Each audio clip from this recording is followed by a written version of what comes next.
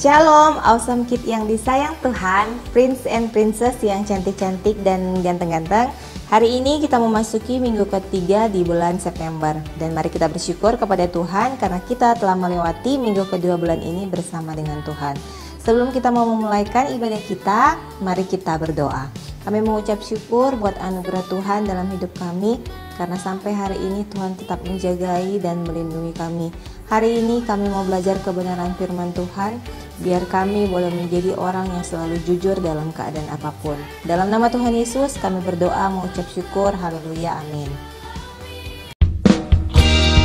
Teman-teman, tahukah kalian Tuhan Yesus mempunyai 12 murid? Sekarang Kevin dan Karin akan menyebut nama 12 murid Tuhan Yesus dalam lagu pujian ini. Dengar baik-baik ya. Simon Petrus, Andreas, Yakobus, Yohanes, Filipus, Thomas, Yakobus anak Alfeus, Tadius, Simon orang Zelot, Matius, Bartolomeus, Yudas Iskariot, 12 murid Yesus.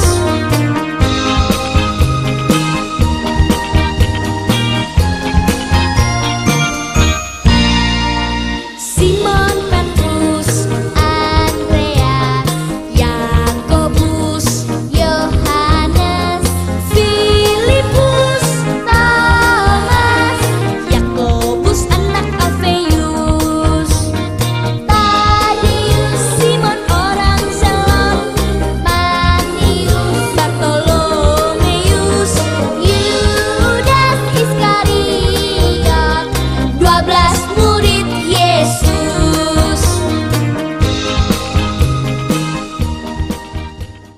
Pembacaan Alkitab kita terdapat di dalam Matius 26 ayat 69 sampai 75. Petrus menyangkal Yesus.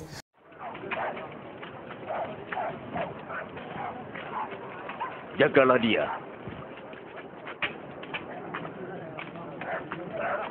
Para prajurit membawanya ke halaman dan mengolok-olok dia sebagai raja Bani Israel. Inilah juga seorang raja. Katakan, apa yang akan terjadi?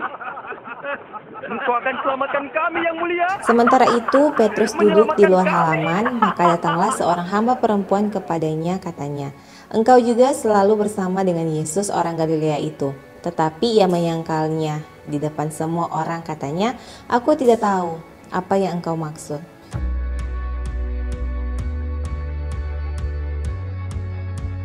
Ketika ia pergi ke pintu gerbang, seorang hamba lain melihat dia dan berkata kepada orang-orang yang di situ, "Orang ini bersama-sama dengan Yesus orang Nazaret itu." Dan ia menyangkalnya pula dengan bersumpah, "Aku tidak kenal dengan orang itu." Tidak lama kemudian orang-orang yang ada di situ datang kepada Petrus dan berkata, "Pasti engkau juga salah seorang dari mereka. Itu nyata dari bahasamu." Maka mulailah Petrus mengutuk dan bersumpah, "Aku tidak kenal orang itu." Dan pada saat itu berkokoklah ayam. Maka teringatlah Petrus akan apa yang dikatakan Yesus kepadanya, "Sebelum ayam berkokok, engkau telah menyangkal aku 3 kali." Lalu ia pergi keluar dan menangis dengan sedih. Nah, pembacaan Alkitab tadi diceritakan tentang Petrus yang berbohong dan menyangkal Tuhan Yesus. Mengapa Petrus berbohong? Mungkin karena ia takut kalau ketahuan murid Yesus maka ia akan mengalami bahaya. Padahal Petrus sudah begitu banyak melihat mujizat Tuhan, merasakan kasih Tuhan dan juga belajar dari Tuhan.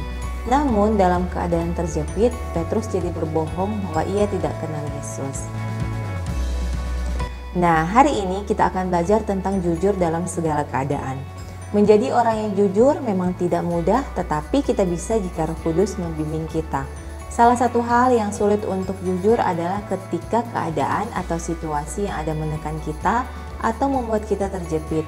Misalnya, kita mungkin saja berkata bohong agar kita bisa segera terlepas dari situasi yang sukar. Contoh, seorang anak yang mendapatkan nilai jelek dan supaya tidak dimarahi orang tua, dia berbohong. Misalnya saat seseorang lapar dan melihat ada makanan atau kue yang bukan miliknya, lalu tanpa permisi dia makan. Kemudian Saat yang punya menanyakan supaya tidak malu, dia pun berbohong menutupi perbuatannya. Padahal itu semua sangat tidak boleh untuk dilakukan. Kita harus selalu berkata jujur. Nah, Prince and Princess yang luar biasa, apa yang dapat kita pelajari dari cerita tadi? Yang pertama, bohong membuat kita mengalami keadaan yang tidak baik. Bohong tidak akan menyelesaikan masalah, tetapi akan menambah masalah baru. Ketika kita berbohong, kita akan berusaha untuk menutupi kebohongan kita agar tidak ketahuan. Jadi, kita akan terus berbohong dan berbohong sehingga hidup kita menjadi tidak tenang dan selalu dalam ketakutan. Yang kedua, jujur membuat kita mengalami keadaan yang damai dan tenang. Sebagai anak Tuhan, sudah diingatkan bahwa iblis adalah bapa dari pendusta. Karena itu, ketika kita berbohong atau berdusta, maka kita bukanlah anak Tuhan. Sebagai anak Tuhan, Tuhan ingin kita jujur supaya hidup kita damai dan tenang. Oke adik-adik, itu tadi hal-hal yang perlu dilakukan untuk selalu jujur dalam keadaan apapun, sebab kita adalah anak-anak Tuhan yang tidak pernah berbohong. Kakak juga mau ingatkan, adik-adik jangan lupa untuk meminta pertolongan Roh Kudus untuk membimbing adik-adik agar hidup dalam kejujuran, karena Tuhan ingin hidup kita damai dan tenang. Kakak berharap firman Tuhan hari ini terus diingat dan dilakukan oleh adik-adik semuanya. Ayat hafalan kita terdapat di dalam Amsal 20 ayat 11. Anak-anak pun sudah dapat dikenal daripada perbuatannya, apakah bersih dan jujur kelakuannya. Puji Tuhan, ibadah kita telah selesai dan Tuhan Yesus memberkati.